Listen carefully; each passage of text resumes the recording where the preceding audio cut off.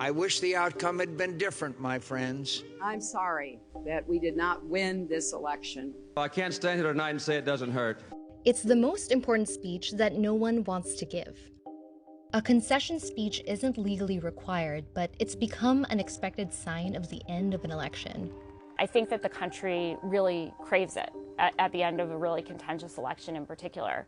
One of my first bosses was Al Gore. There's a superstition in speech writing that you have to have both speeches, because to not be prepared for defeat makes it somehow more likely. There's not the normal speech writing process that happens around it. You're not meeting with the candidate in advance and talking about themes and language that they want to use. So it's a really different speech. In a typical concession speech, a candidate acknowledges defeat and calls to unify the country. The people have rendered their verdict, and we respect the majesty of the democratic system. Though we fell short, the failure is mine, not yours. We must now come together as a united and a unified people. We all wake up as Americans. You know, in some ways, a traditional victory speech and a traditional concession speech are best case scenario. They're a way of saying the election was fair and square, I won clean, or I lost clean. Stand by. So let's talk about those other scenarios. Well, he's not conceding anything, and I'm not either. The 2000 election ended 5 weeks after Election Day. The Supreme Court stopped a recount, and Al Gore chose to unify the country behind George W. Bush.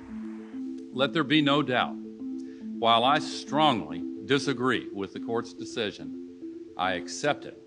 And tonight, for the sake of our unity as a people and the strength of our democracy, I offer my concession. Well, Al Gore really provided the model for how you concede when you don't agree with the fact that you have to concede.